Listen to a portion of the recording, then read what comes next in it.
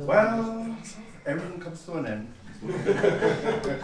So we have a big finale for our conference, which makes me very, very happy. But before I introduce you, I want to say thank you to Kami, who has been really paramount in the organization of the conference, but also it's his birthday.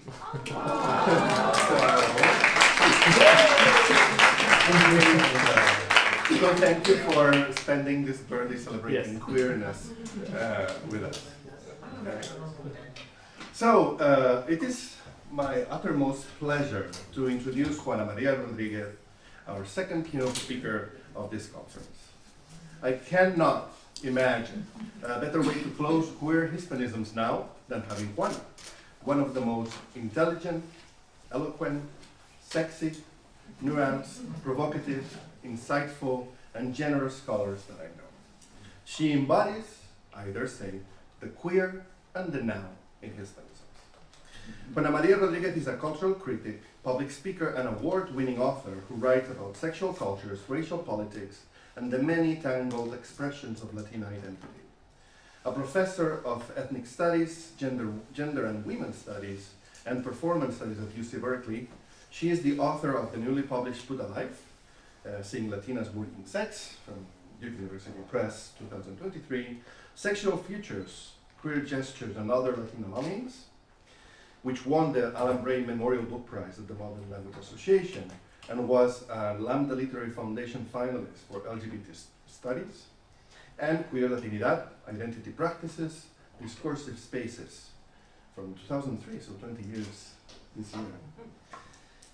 She has also served as co-editor of the special issue of TSQ, Transgender Studies Quarterly, on trans studies in Las Americas. And earlier this year, she was honored by the Center for Gay and Lesbian Studies, for Gay and Lesbian Studies with the prestigious Kessler Award in recognition of her significant lifelong contributions to the field of LGBT studies.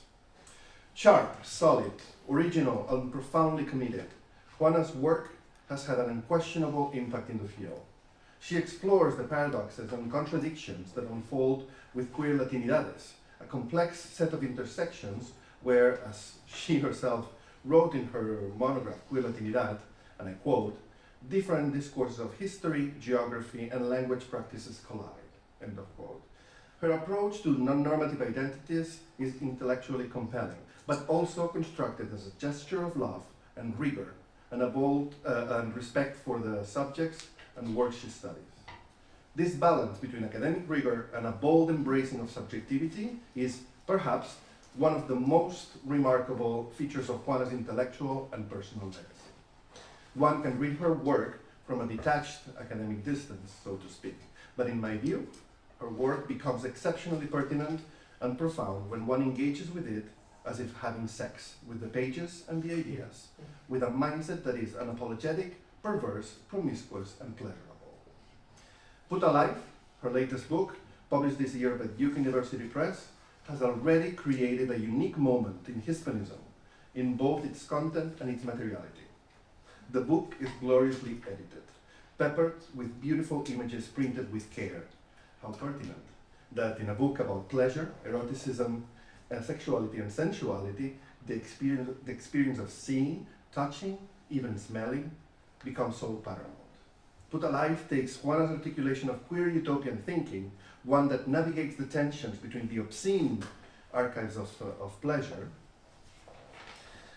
and the potentiality of its sexual futures that she developed in her second monograph, one step further.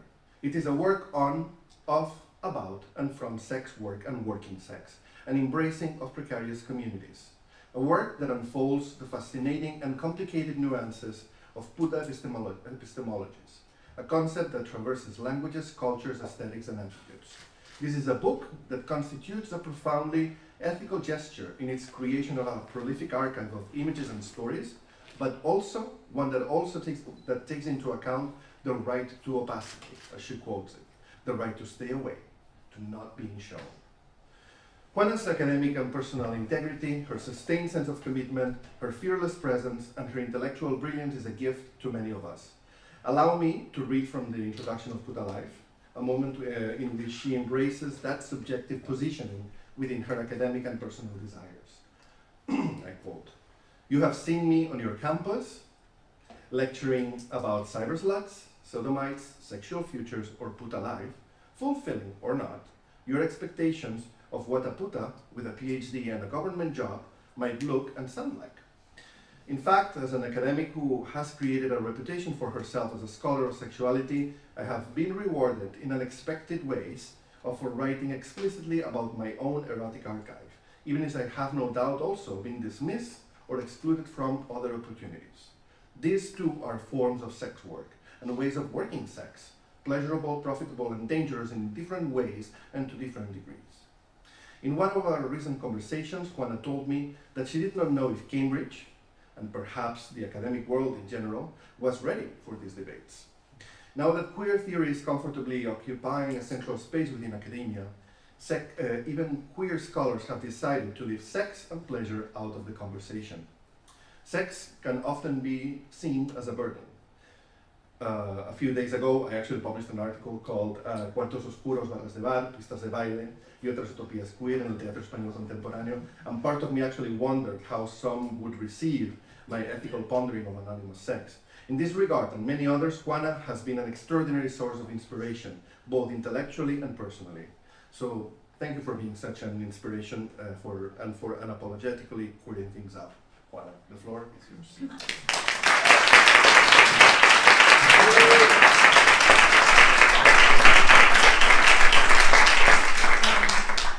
I really have no idea how I'm going to live up to that introduction. But thank you all so much for being here, for staying. It has just been such a wonderful, wonderful conference. I'll say, Isaías one evening reached into my DMs on Twitter and asked me out, and I said, sure. I go out with strangers all the time. And it was the start of a really beautiful, loving queer friendship. So thank you so much. Thank you to Javier. And really, you've organized such a wonderful conference. I feel so lucky to be a part of it. I want to begin by turning to the very provocative questions that our organizers presented to us. What does queer Hispanicisms mean now? What new paths should queer theory embrace? And how do we remain attentive to the intersectional forms of difference that we might encounter along the way? In important ways, this was the question that led me to write Puta Life.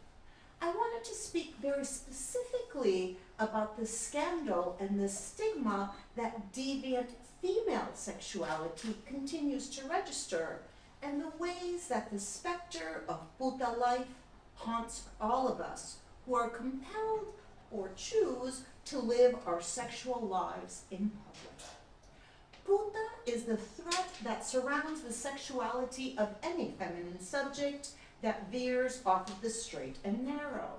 As queers, we know that sexual stigma intimately, and many of us remember the years before gay marriage and pride flags on college campuses, when you could lose your job, lose your family, where the threat of public shame and criminalization shaped how we were able to move in the world. Some of us still live with that shame. That threat of sexual shame and violence continues to define the life of so many sex workers today. Irving Goffman reminds us that stigma is primarily a visual phenomenon. Visuality is what binds the social stigma of sexual deviance onto the body of the sex worker. But it also allows all of us who fall under the scrutinizing gaze of moral judgment to become suspect carriers of the moral deficiencies that putas are said to possess.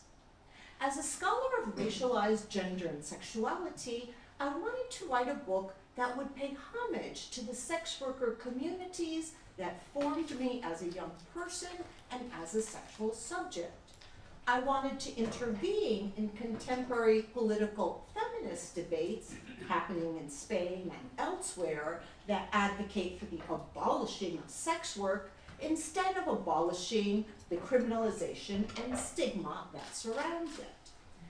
And mostly, I wanted more queers to see how issues related to bodily autonomy, these issues in sex work, have very important implications for access to abortion, access to gender-affirming care, as well as our ability to engage in consensual BDSM, to engage in drug use, for example. But I'm a humanist. So what Puta Life offers are faces and stories about sexual labor, queer lives on the margin, and the effective traces left behind. What does it mean to be the visual target of so much fantasy and speculation? How does it feel to live a sexual life in public, to be seen and assumed known? Theoretically, this work is poised between Saidiya Hartman's idea of critical fabulation, her desire to represent more than what is written in the archives of dominance, and Caribbean scholar Edouard Glissant's right to opacity, which refuses the colonial insistence on transparency and disclosure. Therefore, my task throughout this project has been to navigate the space between my own authorial desires for connection and the chasms of unknowing that haunt any encounter with alterity. I begin with photography scholar Alan Sekula's keen insight that every work of photographic art has its lurking objective inverse in the archives of the police. In 1865, Maximilian I, Archduke of Austria, the first and only monarch of the Second Mexican Empire, pictured here with his lovely wife Carlota, arriving in Mexico City. He established a public policy aimed at regulating sexual commerce. Following a practice first established in France, he created something called Registro de Mujeres Públicas de la Ciudad de México. That legislation required sex workers to register with the state, pay monthly quotas, and undergo medical exams in order to receive a passbook that would grant them a license to work. As a biopolitical bureaucratic record, it kept track of when they changed brothels, when they were arrested, when they went to the hospital, and when they died. But what made the new bureaucracy particularly pernicious was that now the state required something else, a photograph, a visual replica of each woman's face pasted into a single bound folio. Registro de Mujeres Públicas. So this is a photograph of that book that I visited at Mexican Institute of Public Health in Cuernavaca. This page, as random as any other, is a page of Dolores. 3 of the 6 women are named Dolores. Already in this image, we see that Micaela Martinez up at the top has disappeared. In the top right corner, where her photograph should appear, we see that the image has been purposefully lifted out of the archival record by whoever had the access, audacity, or means. And I imagine someone in there sort of perhaps recognizing, maybe it was his abuela or something. And this is Guadalupe Romero, playfully offering the camera just the slightest hint of a coquettish smile, posed lifting the hem of her elegantly styled dress just enough to offer a visual clue of her vocation. And that, like, lifting the thing, that was the sign. That was how you knew. So this demure, coquettish gesture gets repeated several times across the photographs collected, but no one else does it with quite the same grace as the beautiful Guadalupe.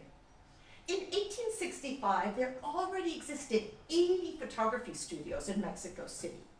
Now, perhaps these early studio photographers saw the portraits they produced for the state as a way to hone their craft, or as an early form of advertising, thinking the image might be used to market and promote an available commodity. But just what kind of commodity did these images represent? Was Guadalupe's sweet face the face of syphilis, of carnal delights, of Mexico, or of deviant female sexuality needing state regulation?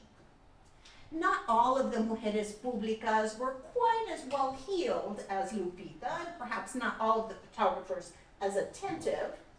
This is my tocaya, Juana María. She just looks sad. And her biography tells us that at one point she entered the hospital, and that's all we know. And then, otra Juana, Juana Rivera, 20 years old, a seamstress. I found 19 Juanas, un nombre, it's a very 19th century name, 2 Juana Marias, and I admit, I stared at their faces just a little more intensely. Her biography states that on the 22nd of April, she returned her passbook because she was leaving the profession. But the police department is advised to mándase vigilar, keep her under surveillance. Juana Rivera was being kept under surveillance to ensure that she would not continue to profit from her own sexual labor while trying to evade these new systems of control. And I think the photograph sort of perfectly captures her determined discomfort at having to live her sexual life within the public pages of the state's registry. As I read these short biographical entries, I take a special interest in how these women exit the archive, that moment that records the last known trace of them. And my favorite of these is from another Juana. Her bio reads, devolvieron el libreto por insufrible y no querer estar en ninguna parte. She didn't want to be anywhere. Several times I find the phrase se fugó, she escaped, marking all the ways these women were sexual fugitives who tried to elude capture, tried to escape not sex work, but the state's systems of control. Within the pages of Registro, I find another figure that sparks my queer curiosity, a name and a face that appears just a little bit different from all the Juanas and Doloreses that we've seen before. Their name is Felix. My imagination cycles through the interpretive possibilities for the queer feeling this photograph and this name events. I try to imagine who Felix might have been. I wonder if perhaps they are simply one of numerous masculine women who work sex to avoid marriage, to live and labor alongside their female lovers, or to savor the economic independence that sex work might afford. As I continue to stare at this photograph, my eye settles on the stain, the punctum, the open wound where the surface of the photograph has been scratched away.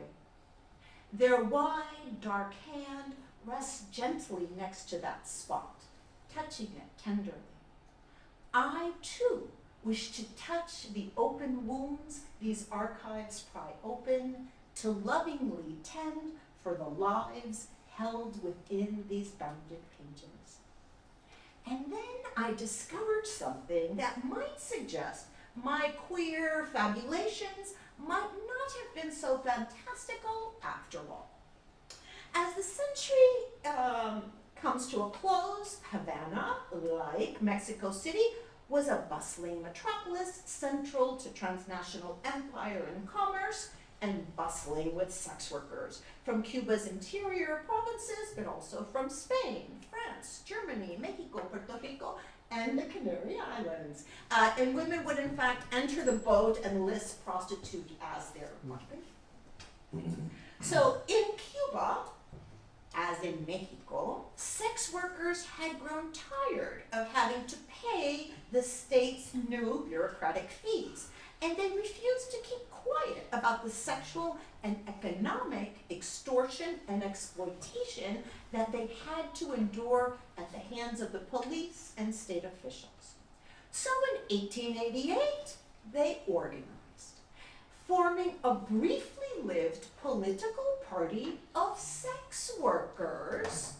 They called themselves Las Horizontales. Isn't that fabulous? Yeah, I did not discover this, but there's several references. So, and they published a newspaper, 4 issues of their political party's newspaper called La Cebolla, and this is 1888. But there's one aspect of this short-lived newspaper that bears mentioning about another vilified sexual public in formation: queers.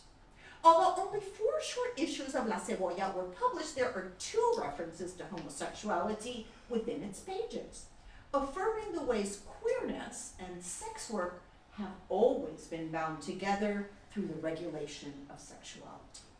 The first reference is in an article titled simply Los Maricones, but it's the second reference, a poem written by La Madrileña, pictured here, that warms my queer heart. It goes like this. La gachi que yo camelo, si el alcalde la multará, le cortaba el traguero, aunque a Ceuta me mandará. So, pretty much she's saying, if the mayor messes with my girlfriend, I'm gonna slit his throat, even if they send me to this prison colony. Okay. Who doesn't love a tender lesbian love? So queers have always been part of sex worker economies. Sex workers and queers have long been allies in their opposition to state forms of sexual repression and police violence. As a methodological lesson, these queer archival encounters also serve to remind us that if you only restrict your gaze to the archives of the elite, you develop a very narrow view of the queer worlds that might also be flourishing all around us. However, this project started in the porn archives with a very different text. This one.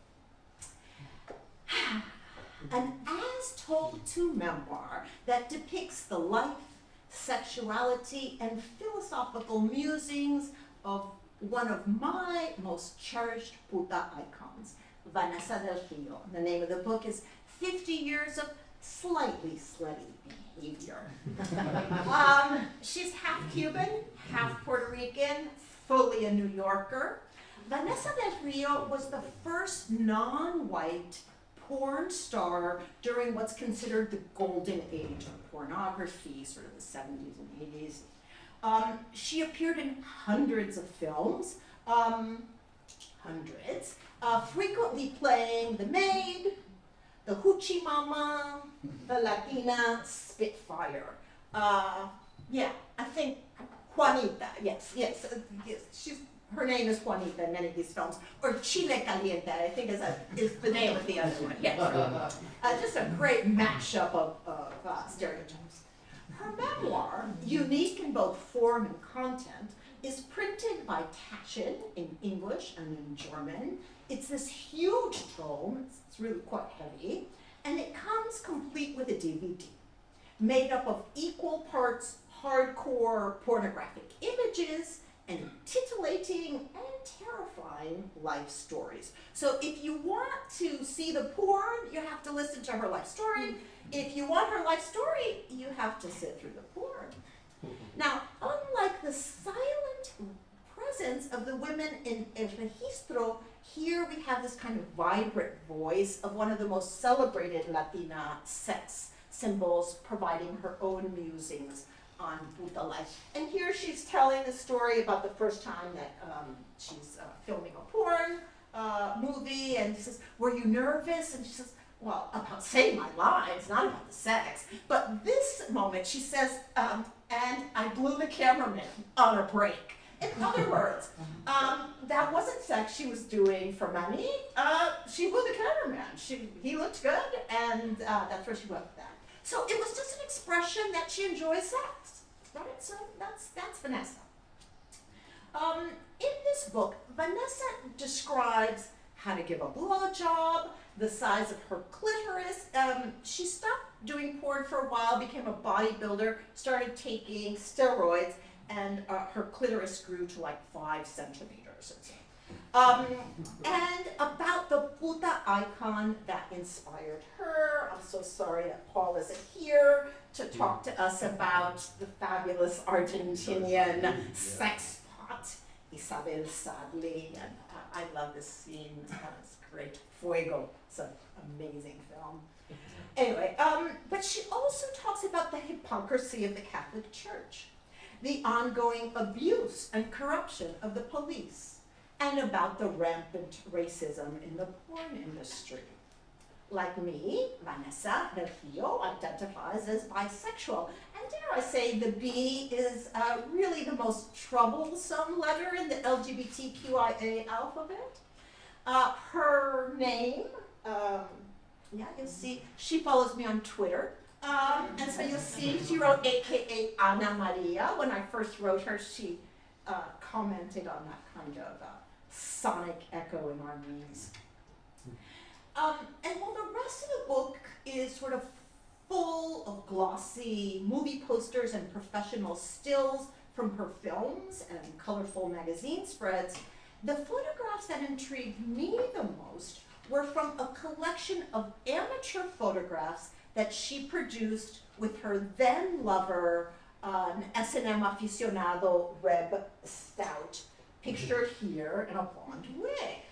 Now, Del Rio describes initially meeting Reb in Los Angeles, stating, quote, "Oh, so you like to wear makeup and women's clothing and stick dildos up your ass and jerk off and take pictures? Okay," right? So she's just ready to sign up. Many of these images are quite playful and queer and depict the endless sexual experimentation that their brief affair was founded upon. Several images portray enactments of S&M fantasy that Stout and Del Rio explored and performed together. He had 7 different personalities with different costumes, pronouns, and sexual proclivities. As an actor, Vanessa was involved in many hardcore S&M movies, roughies as they were called, and describes enjoying the kind of emotional intensity and the physical stamina that these films, that roughies sort of required. This is a scene from the film Top Secret. She's playing a secret agent named Juanita, who's being tortured, but you'll notice the makeup, flawless. But the scenes that she shared with Stout were something else altogether, and the images that they produced have a wholly different quality. There's this image. So that chapter also includes, I think, this quite extraordinary image, one that manages to convey the terror, vulnerability, and ecstasy of sexual submission. Vanessa tells us this is her favorite image in the book. It's also my favorite image in the book. How about that? This too is Puta Life, a moment where the everyday pressures associated with living your sexuality in public are transformed into private experiments with the sensorial possibilities found at the limits of subjection. That an aging Latina porn star might offer us alternative understandings of the workings of female sexuality and pleasure requires us to wrestle with the ability of speaking subjects to narrate their own complex realities even and especially when their interpretations unsettle the pre-existing assumptions we might wish to impose. Now, if Vanessa's life as an international porn star offers a view of sex work that seems full of fiery agency and verve, the following chapter returns us to the streets of Mexico City to visit with the extraordinary women of Casa Xochiquetzal. So, Casa Xochiquetzal is a house for elderly sex workers in Mexico City, some retired, some not. To think about the relationship between the stories we tell and the affects that they generate. Now, the residents of Casa Xochiquetzal are the subject of 2 books of photography, numerous photo exhibits, and at least 3 documentaries, illustrating the fascination with the decidedly queer juxtaposition between advanced age and overt sexuality. So the first is this book, Las Amarosas Más Bravas. It was a collaboration between a French photographer, Benedict Desruz, and Mexican journalist, Celia Gomez Ramos.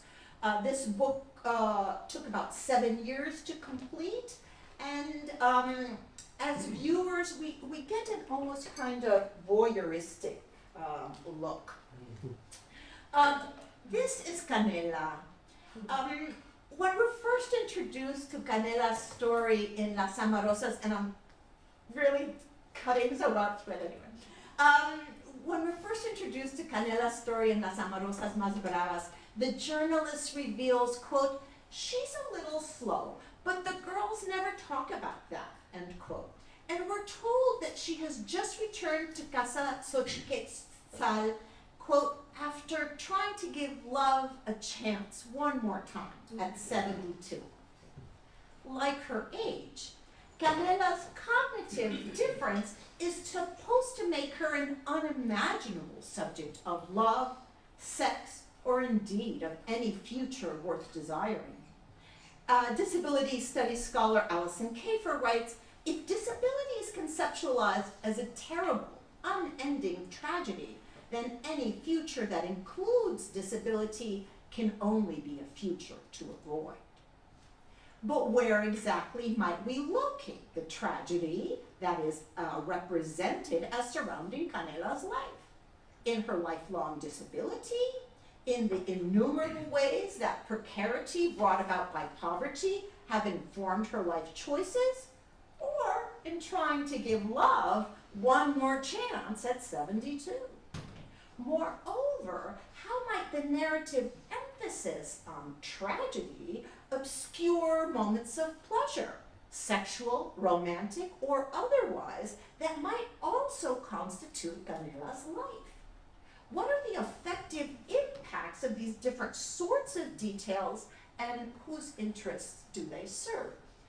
This is also another image of Canela from one of the documentaries, working. This is a photo of another resident, Norma.